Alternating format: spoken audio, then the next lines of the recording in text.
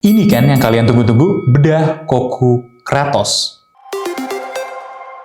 Halo guys, Dimas di sini, dan ini sebenarnya udah lama ya kita udah tunjukin sama kalian, kita udah ngetes juga, cuman karena beberapa alasan kita baru up sekarang-sekarang aja. Anyway, ini adalah Koku Kratos yang udah sering kalian tanyain, dimana ini menjadi entry point yang manis kalau kalian mau bikin boots atau mau beli boots lah. Dengan harga sejutaan kecil atau bahkan marketplace gue sering lihat bener-bener jadi 1 juta pas. Ini value for money banget sih. Gue juga rekomen, alasannya simple sebenarnya. Siluetnya yang nggak umum ya. Pertama, memang dia adalah versi, mungkin adalah versi lokalnya dari siluet, adaptasi siluet Timberland Art Keeper. Tapi kita juga ngelihat siluet ini cukup fresh, dimana banyak banget produsen boots terjangkau. Nggak tahu kenapa fokusnya bikin dokter-dokteran itu. Yang ya harus diakuin, buat cowok dewasa, itu nggak cukup keren lagi. Ya, bukan berarti jelek ya, tapi memang buat banyak yang umurnya 30-40 terutama pengen siluet boots itu ingin yang lebih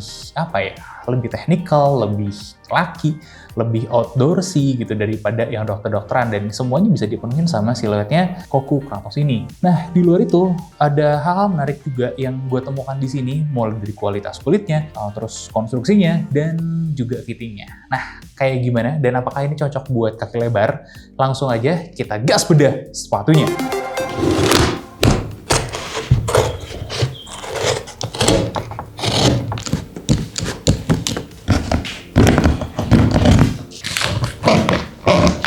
Dan ini dia Koku Kratos.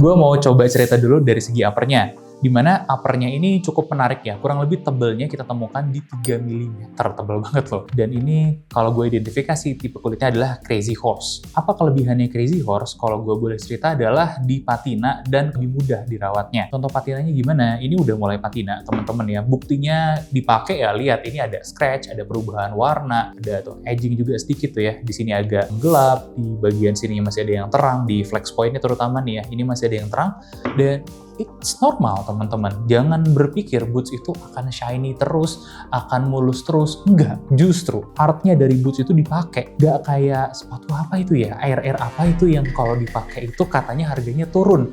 Ya logik aja, gimana ceritanya sepatu nggak dipakai gitu ya. Kalau dipakai pasti creasing. Nah, biar creasingnya bagus, bukan jangan nggak dipakai atau pakai penahan di bagian sini. Biar creasingnya bagus, pilih material yang bagus.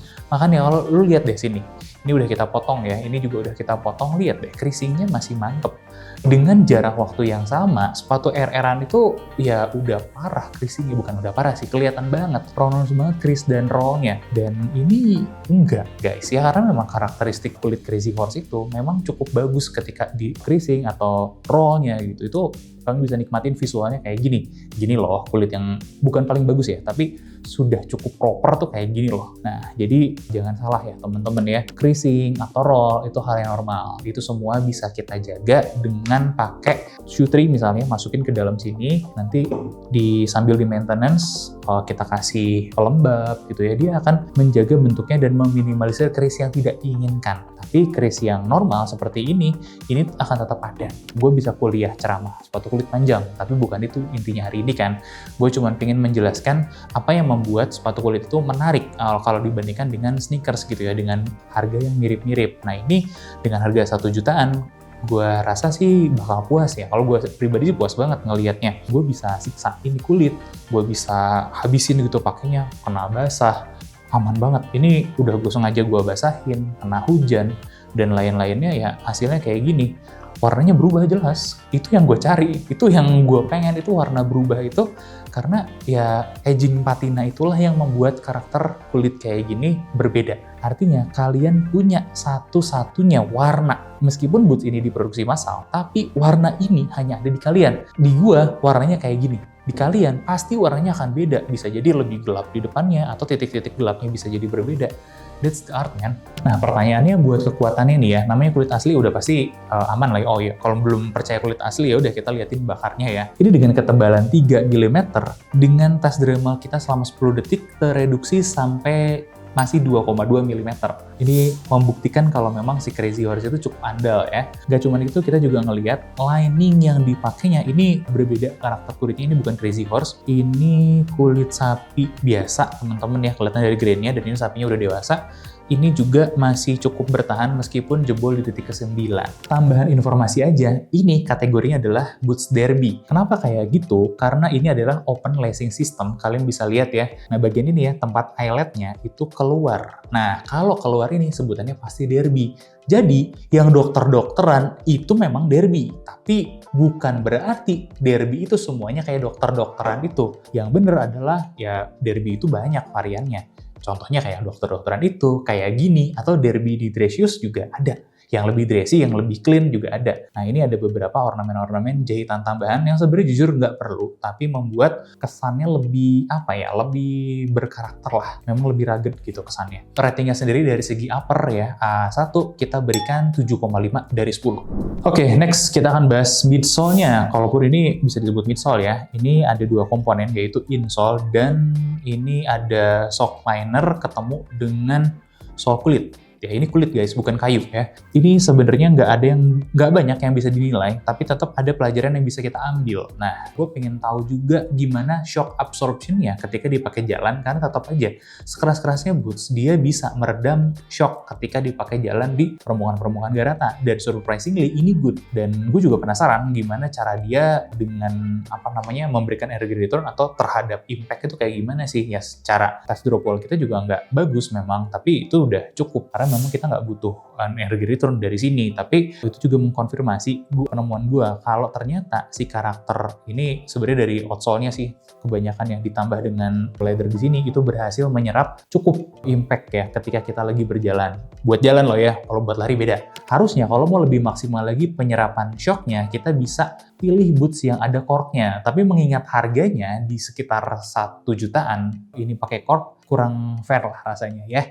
Karena harganya pasti akan melambung tinggi. So, menurut gue segini aja udah cukup banget malah. Menariknya lagi, heel to toe dropnya ternyata 10,7. Dimana kalau kita lihat, boots itu banyak yang heel to toe dropnya cukup tinggi ya. Ya, namanya juga pakai heel ya. Nah, di sini kalian bisa lihat sendiri, nggak rata banget sih, tapi agak rata lah. 1 mm doang buat standar boots tidak tinggi ya. Dan ini membuat gue memberikan rating 7 dari 10 untuk layer A2-nya ini. Nah, gimana dengan outsole-nya? Outsole-nya ini full rubber, teman-teman. Ini ditempel ya ke bagian sole yang dalamnya. Nanti gue jelaskan kenapa ini kok ada yang ditempelnya. Nanti kita bahas di belakang. Tapi anyway, kita fokus sama ini. Gripnya di permukaan kering sebenarnya bagus. Cuman di permukaan basah bukan yang terbaik. Masih bisa lebih baik lah. Tapi ada kabar baik lagi. Berhubung ini boots, sebenarnya kalian bisa customize, lepas aja ini, ganti sama sole yang lain. Kalian kalau mau ngemodal nambah 500 sampai 1,5 juta lagi, bisa nambah sole Vibram sebenarnya. Dan itu gripnya kan jauh lebih baik lagi. Ya wajar, kan 1,1 gitu, 1,2 kecil. Kalian nggak bisa berharap cukup banyak. Nah, ini juga jadi alasan teman-teman kalau beli boots yang mahal sekalian, karena materialnya nggak akan kaleng-kaleng. Ada Dr. Sol misalnya, ada Catspaw, ada Vibram, itu bisa memberikan kalian traction yang jauh lebih bagus, durabilitas yang lebih bagus daripada sole boot standar yang kayak begini. Ya, ini bukan berarti jelek, ini udah cukup banget. Tapi nantinya kalau kalian ngerasa kurang, selalu bisa di-upgrade. Itulah kelebihan boots dibandingkan sama sepatu yang lain, karena memang udah disiapkan kayak gitu konstruksinya. Nah, harus gue akuin juga, ini jelek daya tahannya, kurang lebih di 20 detik ya kita mengetes, jebol. Padahal ketebalannya itu 5,9 mm loh ini. Nah, makanya kita berikan rating untuk A3-nya itu di 4 dari 10. Jadi, untuk skor di layer A-nya atau material ini, kita berikan 6 dari 10. Mari kita maju ke layer B untuk membahas konstruksi yang ini ada banyak yang menarik, tapi gue akan fokus bahas beberapa hal yang exciting aja di sini. Pertama, untuk kelas bikinan tangan ya, kayak koku kayak gini, ini jahitannya udah cukup rapih. Kalau kalian ngerasa ada beberapa yang, wah ini nggak presisi 100% dikerjain manusia pak, itu bisa rapih tetap. Tapi kalau kalian perhatiin lebih dekat, ada hal-hal yang masih kerasa human touch-nya. Gue nggak tahu dengan kalian, kalian. Tapi kalau untuk boots, gue justru mencari itu. Gue mencari kalau ini tuh beneran dikerjain pakai tangan. Karena itu yang mahal. Tangan-tangan yang kerjain itu, tangan-tangan terampil itu sebenarnya lebih mahal daripada sekedar pakai mesin. Kan bukan cuman bikin massal aja, tapi bener-bener melibatkan sisi manusianya, art dari manusianya. Nah itu mungkin filosofinya ya kalau teman-teman yang suka boots. Ini buat Koku, jujur belum terlalu gimana banget. Nah, coba nanti kalian upgrade lah ke yang di atas 4 jutaan, 8 juta, 11 juta gitu ya. Oh, itu kerasa banget. Dan makin tinggi tekniknya, makin precise dan makin detail itu akan kerasa. Di yang level-level belasan juta tuh 20 jutaan tuh kerasa banget. Sepatu-sepatu kulit handmade itu segimana gilanya. Ya, kalau di sini it's okay.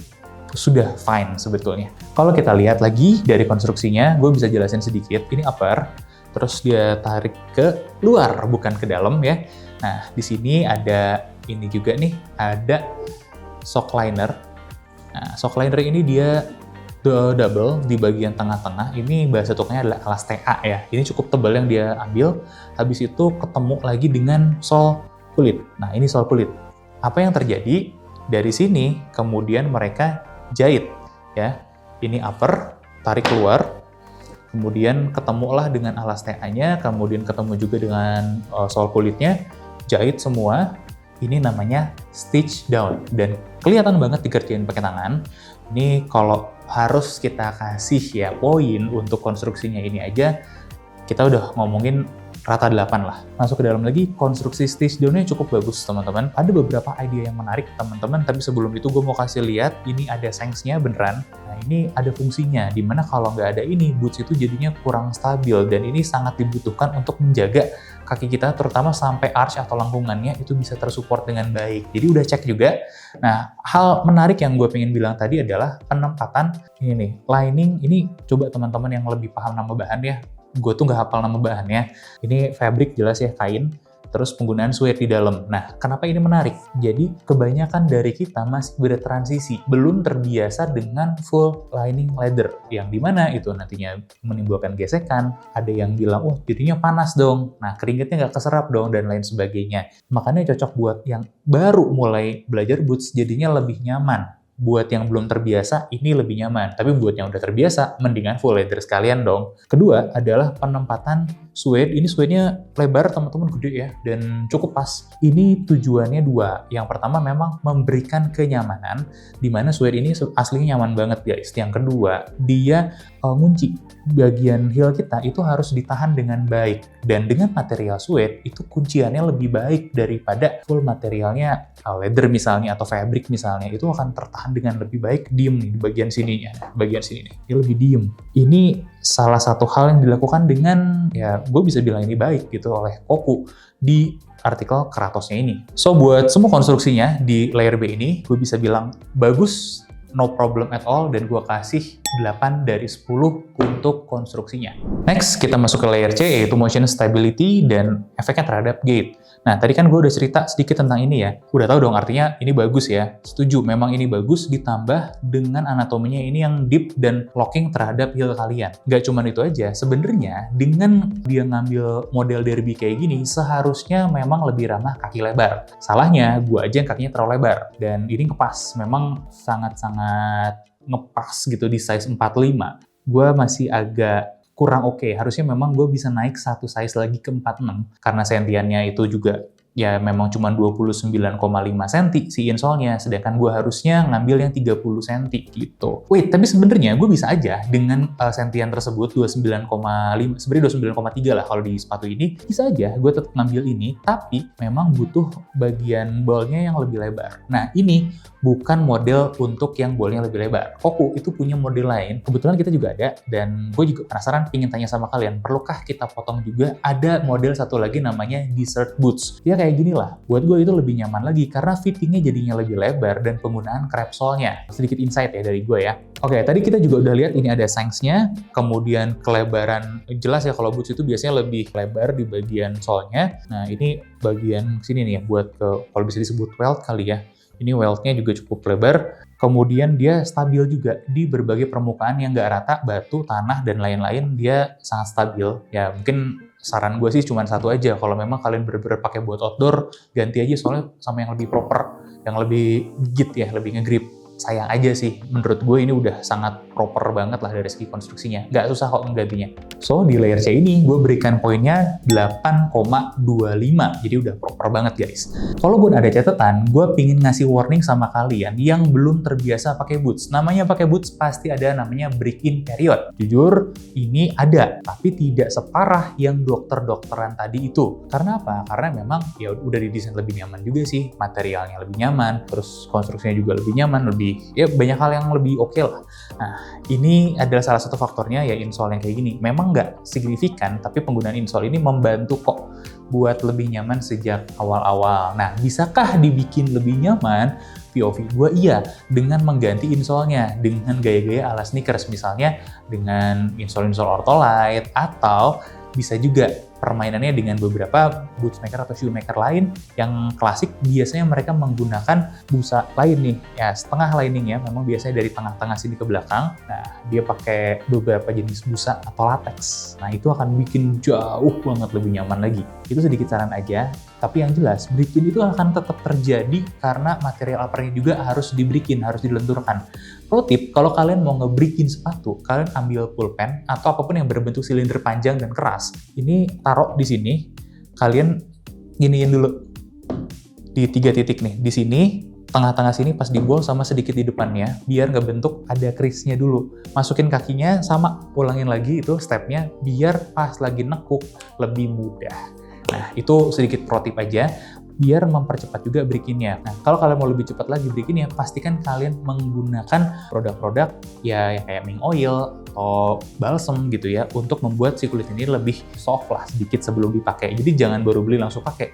Baru beli, aplikasiin dulu itu Mink Oil atau balsam, biarin dulu semalaman 2 hari atau 2 harian lah. Baru kalian pakai setelah disetting dulu crease-nya. Itu akan bikin kalian lebih nyaman pakai boots-nya. Dan kalau udah dipakai, wow itu menurut gue sangat gokil sekali, karena ini modelnya bisa sangat dikombinasikan sama denim misalnya, atau sama kaos-kaos grafik kayak gini. Celananya juga bisa pakai celana kargo, celana chinos. Banyak banget opsinya teman-teman ya. Dan tadi juga selama pembahasan kita udah masukin beberapa contoh-contoh looks yang oke ya untuk penggunaan boots yang ini. Dan kalau kalian mau juga, kita udah taruh semua link produknya di bawah. Nah, sebelum gua kasih ratingnya, ada 3 hal yang mungkin bisa menjadi catatan buat kita semua. Yang pertama, tadi udah soal break-in ya, gue udah jelaskan panjang kali lebar. Terus yang kedua, balik lagi gue mensampaikan kemungkinannya kalian akan butuh mengganti ini, tapi bukan berarti jelek juga teman-teman ya.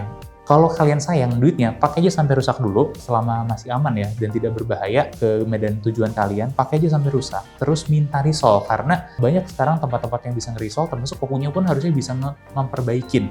Tinggal dilepas ini.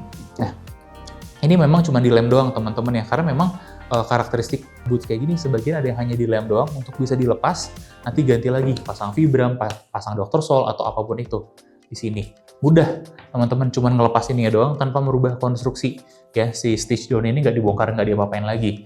Dan yang terakhir, kalau kaki kalian selebar gua, mungkin 114 mm lebarnya di bagian bol, ini bukan produk yang terbaik. Masih ada produk-produk koku lain yang jauh lebih oke, seperti Desert Boots yang gue bilang tadi. Jadi sebenarnya nggak ada masalah, cuman perlu sedikit adjustment aja. Dan kalau kalian tanya apa aja kelebihannya, kelebihan yang paling menarik adalah ini susah dilawan value for money-nya, Pak. Boots-nya, looks-nya oke. Pemilihan kulit Crazy Horse-nya bagus banget untuk durabilitas dan kemudian maintenance, udah gitu. Secara warna juga mudah untuk di mix and match. Harga 1 juta kecil itu udah sangat-sangat value for money banget. Dan yang paling penting, semua checklist gue terhadap boots itu sudah berhasil dipenuhin. Konstruksinya, kualitasnya, materialnya gitu, dan kenyamanan yang semuanya udah berhasil di checklist. So, dengan rating 7,44, ini adalah pilihan gue untuk boots value for money bagi kalian yang baru mulai belajar boots. Langsung aja ke sini, ini gue kasih rekomen, teman-teman. Approve ya dari gue. Dan gimana menurut kalian? Jangan lupa like, comment, dan subscribe. Sampai ketemu di bedah selanjutnya.